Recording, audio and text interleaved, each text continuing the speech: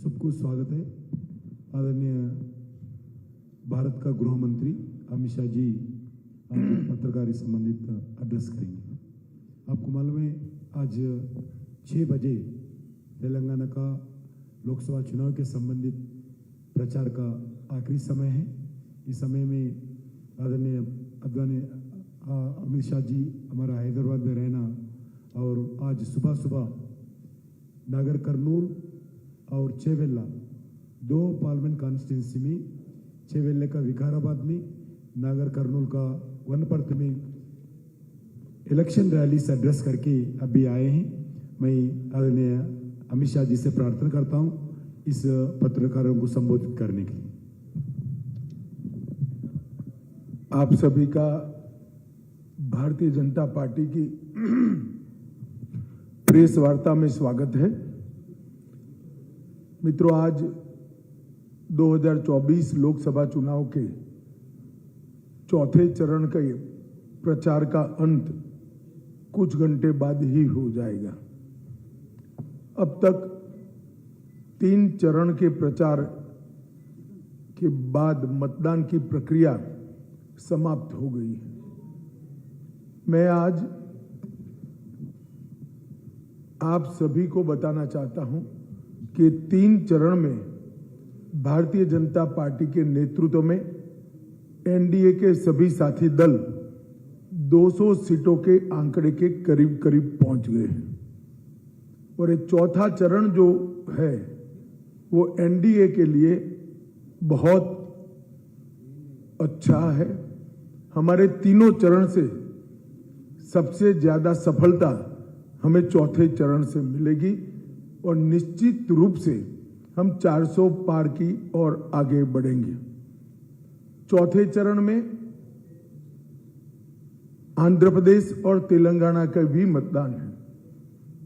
मैं आपको विश्वास के साथ कह सकता हूं कि दोनों राज्यों में एनडीए और Bharatiya Janata party complete SVEEP करने जा रही है और बड़ी मजबूती के साथ हम आगे बढ़ रहे हैं।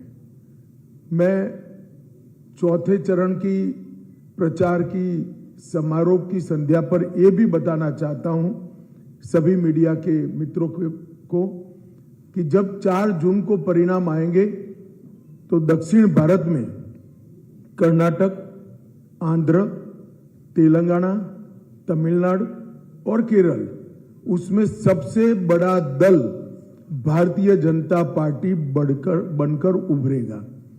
इसका मतलब है कर्नाटक, आंध्र प्रदेश, तेलंगाना, तमिलनाडु और केरल में सबसे ज्यादा किसी एक दल को सीट मिलेगा तो वो दल होगा भारतीय जनता पार्टी।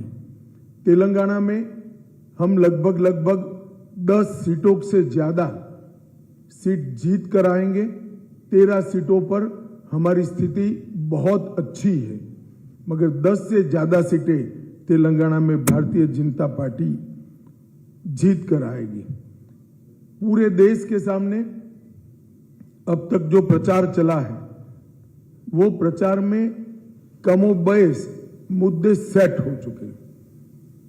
एक और यूपीए है, इंडी अलायंस है और दूसरी ओर एनडीए भारतीय जनता पार्टी के नेतृत्व में खड़ा है।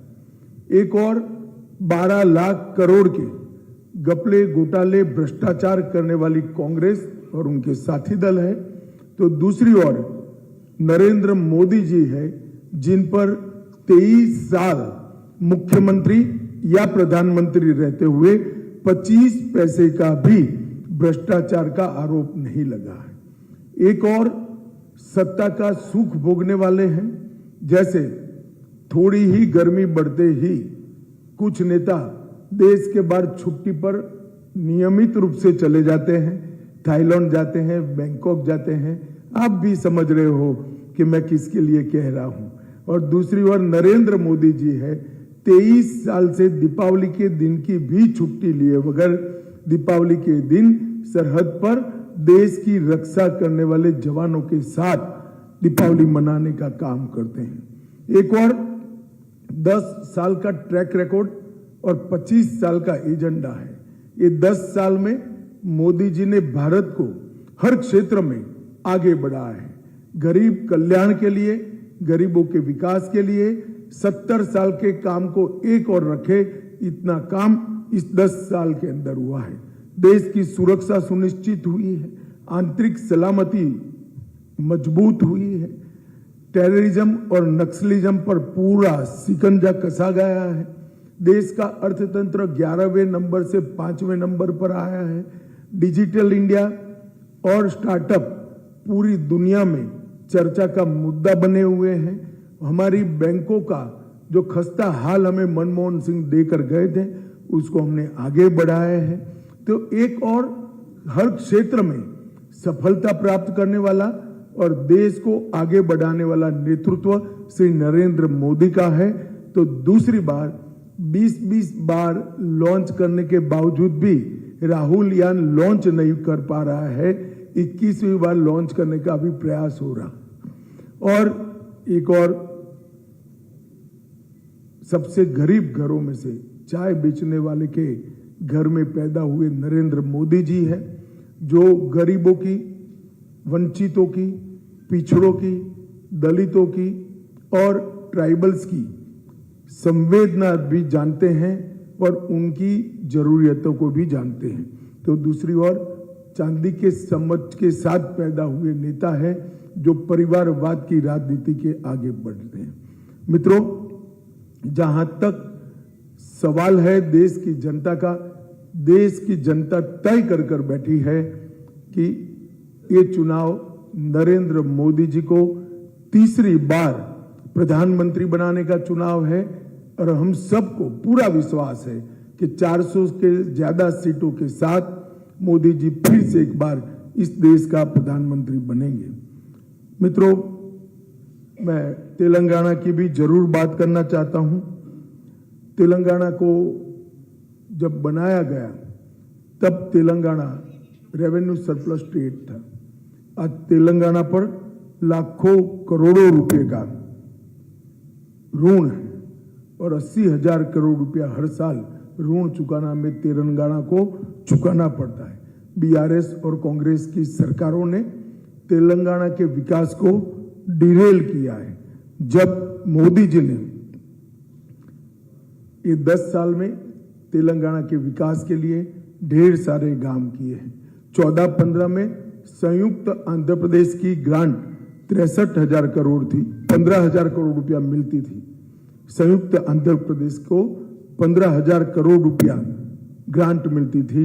आज ये लगभग 63,000 करोड़ रुपया मिलती है। मतलब 4 गुना ग्रांटिंग एड में बढ़ोतरी करने का काम नरेंद्र मोदी सरकार ने किया है। इसके अलावा तेलंगाना में 1,65,000 करोड़ रुपया हमने सड़क निर्माण के लिए, 32,000 करोड़ रुपया रेलवे के विकास के लिए और 7,000 करोड़ रुपया एयरपोर्ट के उत्थान के लिए देने का काम किया है। तो एक प्रकार से हमने आजादी के बाद एक दशक में कभी भी तेलंगाना को न मिला हो इतना फंड नरेंद्र मोदी जी ने दिया है। इसके अलावे 900 करोड़ के लागत से समक्का सरक्का सेंट्रल ट्राइबल यूनिवर्सिटी बनाने का काम हमने किया है। राष्ट्रीय हल्दी बोर्ड बनाया है। 6300 करोड़ से Ramagundam fertiliser and chemical limited RFCL को फिर से शुरू करने की घोषणा की है। और दूसरी ओर दोनों पार्टियां, बीआरएस और कांग्रेस पार्टी, वो वोट बैंक की पॉलिटिक्स और भ्रष्टाचार में आकंठ डूबे हुए, परिवारवाद, करप्शन, बैड गवर्नेंस और एपीसमेंट, ये चारों नासुरों ने तेलंगाना की जनता को बड़ा परेशान किया हुआ है। और मुझे विश्वास है तेलंगाना की जनता इस बार भारतीय जनता पार्टी को प्रचंड बहुमत के साथ मोदी जी के समर्थन में ज्यादा से ज्यादा रिकॉर्ड सांसद यहां से चुना कर भेजेगी। चाहे बीआरएस की सरकार हो, चाहे कांग्रेस की सरकार हो, सरकार का स्टीयरिंग व्हील हमेशा ओवैसी के हाथ में रहा है। ये दोनों ने एपीसमेंट के अपने थ्योरी को आगे बढ़ाते हुए सरकार चलाने का ठेका बिल्कुल मजलिस को आउटसोर्स किया हुआ है। ये लोग सीए का विरोध करते हैं, 370 हटाने का विरोध करते हैं, सर्जिकल स्ट्राइक पर क्वेश्चन खड़े करते हैं, पीएफआई का समर्थन करते हैं, रोहिंग्या को देश में आने जाने देने का घुसपैठ का समर्थन करते हैं, हैदराबाद मुक्ति संग्राम दिन मनाने की परंपरा बंद करते हैं, रामनवमी पर भद्राचलम को पवित्र वस्त्र भेंट करने की परंपरा भी इन्होंने बंद कर दी है। और सबसे बड़ी बात जो पूरे देश के लिए और विशेषकर एसटी, एससी, ओबीसी के लिए हानिकारक है, इन्होंने 4% मुस्लिम आरक्षण तेलंगाना के अंदर इंट्रोड्यूस किया है। ये 4% मुस्लिम आरक्षण सीधा सीधा एसटी, एससी, ओबीसी के आरक्षण पर, रिजर्वेशन पर डाका है। और हम ये निश्चित रूप से कहते हैं, जब भी भारतीय जनता पार्टी की सरकार आएगी, यहाँ से हम मुस्लिम आरक्षण को समाप्त कर देंगे।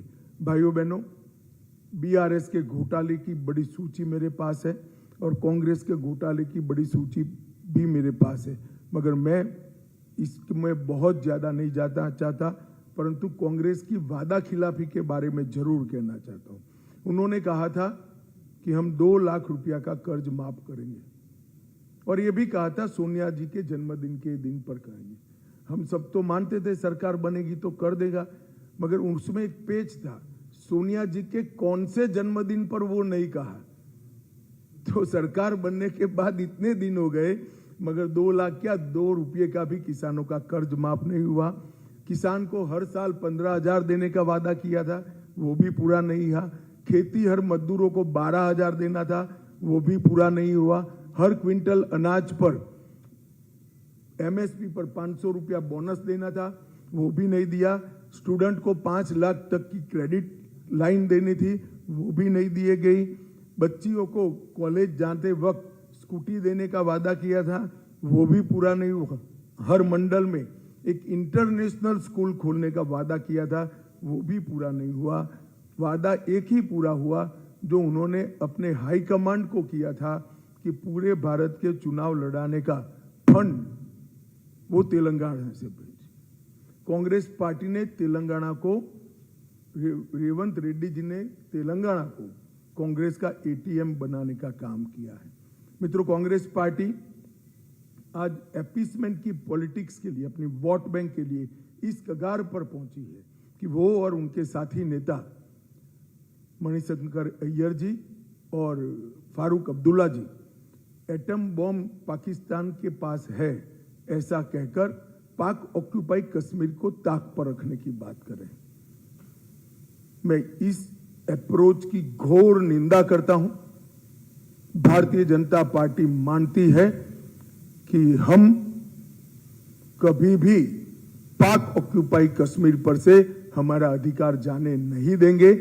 पाक ऑक्यूपाई कश्मीर भारत का हिस्सा है।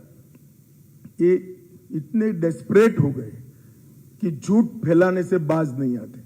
वो कह रहे हैं मोदी जी को 400 सीटें मिली तो मोदी जी आरक्षण को समाप्त कर देंगे।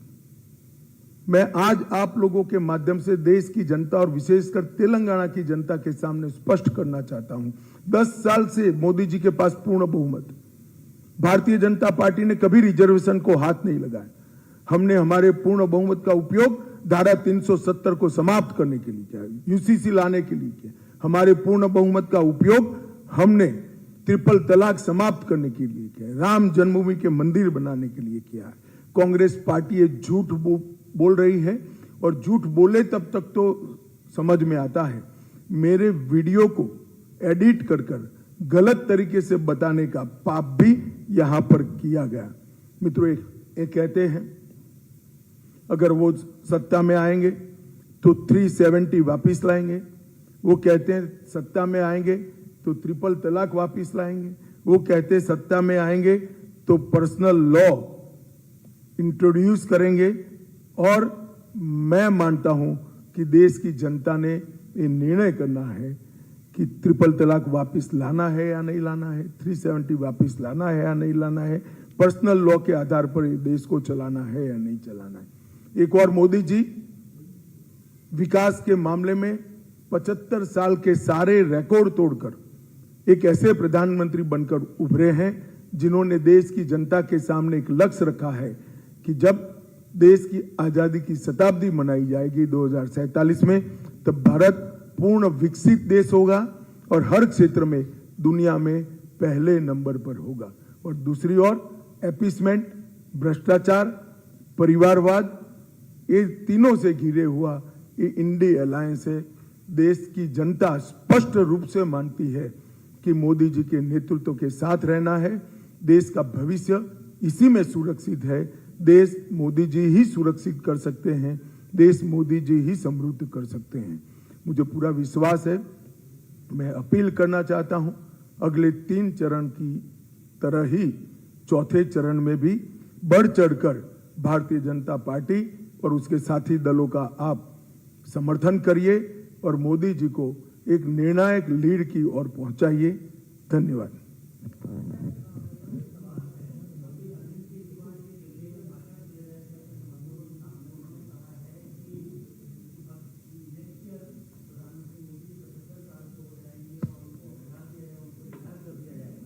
आप प्रधानमंत्री होंगे, देखिए, ऐसा मैं अरविंद केजरीवाल एंड कंपनी और पूरे इंडिया अलायंस को कहना चाहता हूं, मोदी जी 75 साल के हो जाए, इससे आपको आनंदित होने की जरूरत नहीं है। ये भारतीय जनता पार्टी के संविधान में कहीं नहीं लिखा है। मोदी जी ही ये टर्म पूरी करेंगे और मोदी जी ही आगे देश का नेतृत्व करते रहेंगे। इसमें भारतीय जनता पार्टी में कोई कंफ्यूजन नहीं है। ये कंफ्यूजन खड़ा करना चाहिए। Amit Shah ji, Praveen Kumar from PTI. भाई एक के बाद एक। Amit Shah ji, Praveen Kumar from PTI. एक सेकंड भाई, उन्होंने Praveen Kumar from PTI. Mike बंद कर कर खड़े होकर बोलो।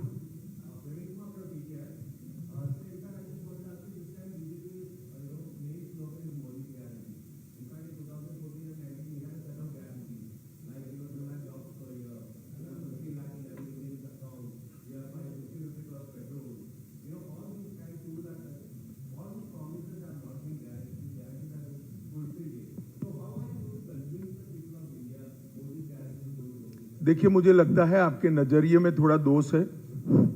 हमने इस देश की 12 करोड़ बहनों को गैस का सिलेंडर दिया है, 14 करोड़ लोगों को घर में पीने का पानी दिया है, नल से जल दिया है।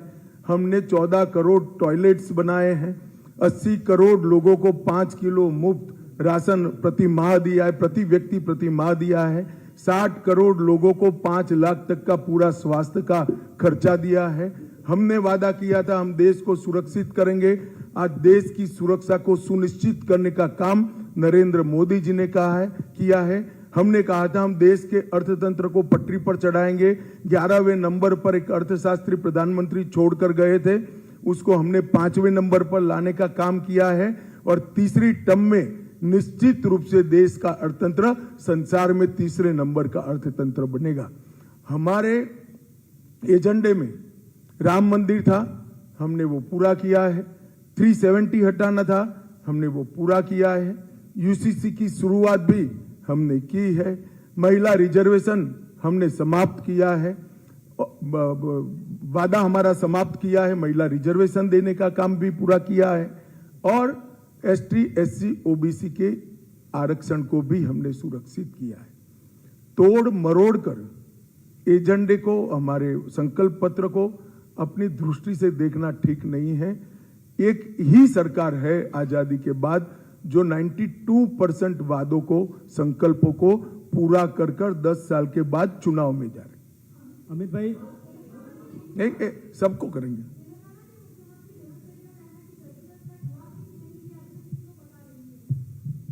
देखिए, मैं यही कहना, एक्चुअली में मुझे कहना चाहिए था, इन लोगों का माइनॉरिटी वोट बैंक की लालच इतनी बड़ी है कि सर्जिकल स्ट्राइक को भी क्रिटिसाइज कर रहे हैं। सर्जिकल स्ट्राइक भारत की रक्षा नीति की इतनी महत्वपूर्ण अहम घटना थी कि जिसने दुनिया के सामने अमेरिका और इजराइल के बाद भारत को तीसरा देश हमारा जुड़ा, जो अपनी सीमा और सेना के साथ अगर कोई छेड़खानी करता है तो घुस कर जवाब देने का दम रखता है। पूरे देश को सर्जिकल स्ट्राइक पर गर्व है, मगर रेवंत रेड्डी सार्वजनिक रूप से नहीं बोल सकते। आप अकेले मिलिए तो शायद कह देंगे। अमित शाह जी, संजय बैठ।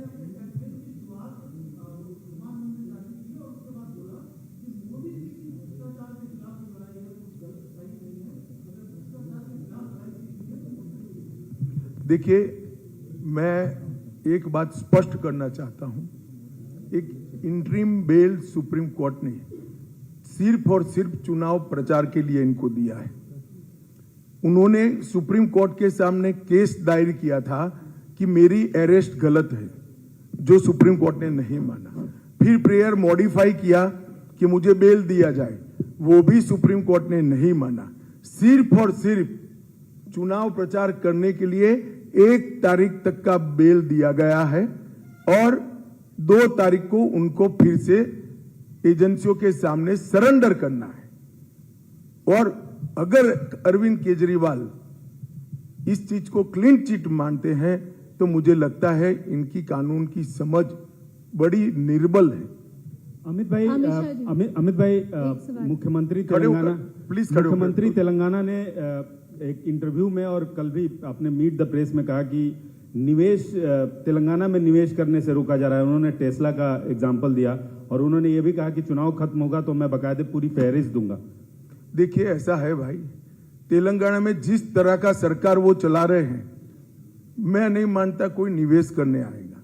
अगर उनको तकलीफ है तो वो भारत सरकार के प्रधानमंत्री जी को मिल सकते थे, मदद चाहिए तो, और मांगनी भी चाहिए। इसमें क्या है, हर राज्य अपने स्टेट के इन्वेस्टमेंट के लिए प्रधानमंत्री जी की मदद मांगता है। मगर यहां जिस प्रकार का रैम्पड करप्शन का एटमॉस्फेयर हुआ है, कौन इन्वेस्टमेंट करेगा भाई? आप भी अगर बिजनेस में जाना चाहोगे तो 4 बार सोचोगे। अमित शाह जी, मेरा एक सवाल ये था कि एक तो अभी कुछ देर पहले ही जो है केसीआर साहब ने प्रेस कॉन्फ्रेंस में कहा कि जिस तरीके से तमिलनाडु में द्रविडियन सिस्टम चल रहा है और रीजनल पार्टीज को ही वोट देते हैं, वैसा ही यहाँ पर भी होना चाहिए। भाजपा जैसे पार्टी को जनता वोट ना करे। और दूसरा ये सवाल केजरीवाल जी ने जो अभी कहा कि तानाशाह कहा है प्रधानमंत्री जी को और कहा कि लोकतंत्र खत्म करना चाहते हैं, और ये तक कहा कि जिस तरीके से उन्होंने लाल कृष्ण आडवाणी जी का भी नाम लेते हुए कहा कि जैसे उनकी राजनीति खत्म कर दी है, अगले 2-3 महीने में जो है योगी आदित्यनाथ जी की भी राजनीति जो है वो खत्म कर दी। चलिए, आपके अलावे ऐसी बातों को कोई नहीं मानता है। और केसीआर को मैं कहना चाहता हूं कि भाई, रीजनल पार्टी की बात आप जरूर करो, आपका अधिकार है। तेलंगाना की जनता को तय करना है। आप काउंटिंग के दिन देख लेना, भारतीय जनता पार्टी यहां 10 से ज्यादा कमल के साथ यशस्वी बनकर बाहर आएगी।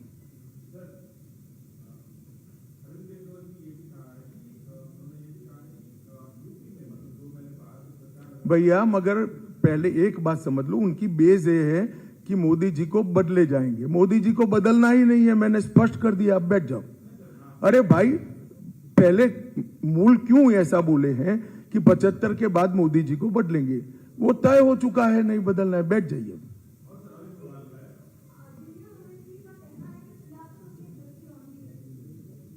देखिए, ऐसी अभद्र भाषा का जवाब मैं नहीं दे सकता।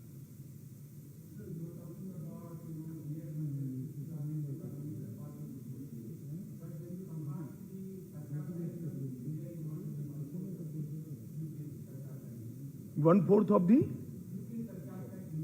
मगर देखिए, इस तरह से कंपैरिजन नहीं होता है।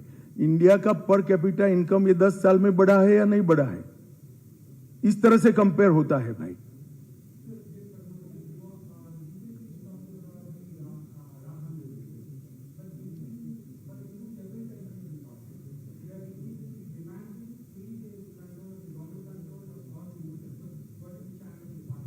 नहीं, ये कोर्ट का, जिन लोगों की भी डिमांड है वो कोर्ट के सामने गए। मेरी पार्टी के स्टैंड का क्वेश्चन डज नॉट अराइज। जो कोर्ट के जजमेंट्स हैं, इसका हम पालन करेंगे। हमने राम मंदिर में भी कोर्ट्स के जजमेंट को पालन किया है। सर,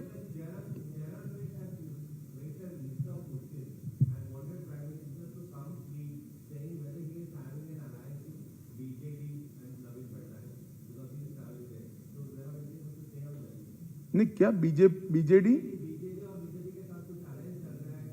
नहीं, कोई अलायंस नहीं। हम आमने सामने चुनाव लड़े हैं। हम ओडिशा में बहुत अच्छी पोजीशन में हैं। 21 में से 16 से ज्यादा सीटें जीतने जा रहे हैं। अब ओडिशा में अगली सरकार भारतीय जनता पार्टी की सरकार बनने जा रही है।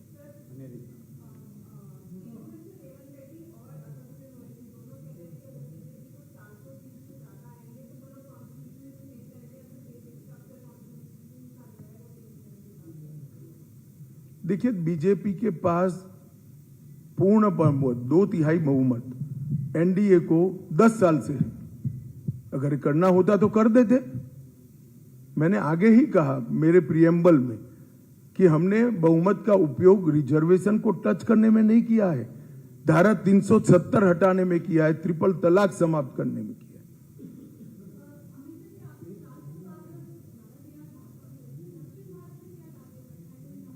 मैंने कहा ना, एक सेकंड, दक्षिण भारत में भारतीय जनता पार्टी सबसे बड़ा दल बनकर इस चुनाव में बाहर आएगी।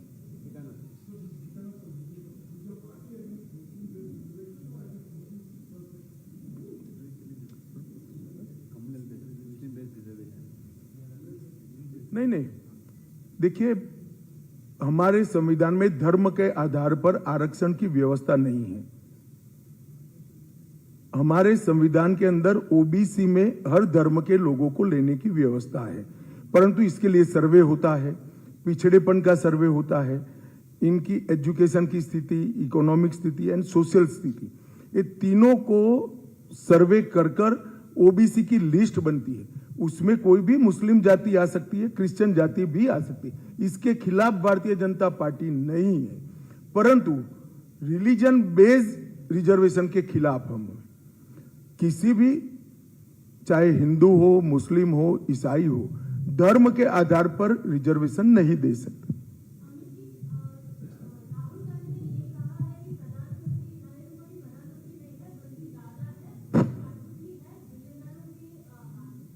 अब राहुल गांधी जी से आप क्या अपेक्षा कर रही हैं? चलिए,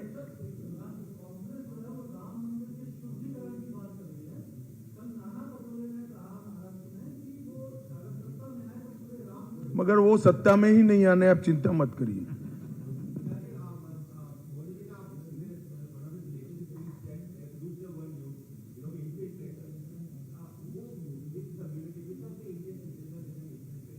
देखिए, जो लोग अवैध रूप से देश की सीमा को क्रॉस कर विदाउट पासपोर्ट, विदाउट वीजा अंदर आते हैं, वो घुसपैठी हैं।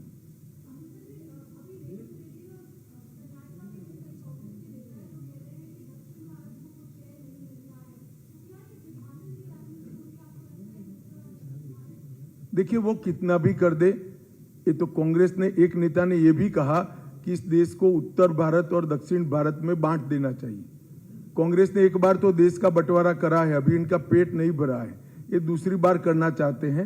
मगर मैं आपको आश्वस्त करना चाहता हूं, जब तक भारतीय जनता पार्टी राजनीति में है, इस देश का बंटवारा नहीं होगा। तुम लाश कर 3 बार पूछे भाई। हो गया भाई, हो गया भाई, हो गया भाई।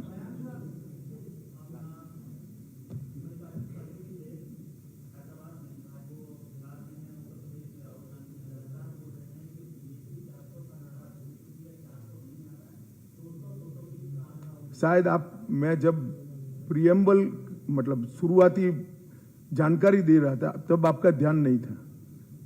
चलिए भैया, धन्यवाद। अब खींच कर आप सवाल बना रहे हैं, बहुत बहुत धन्यवाद।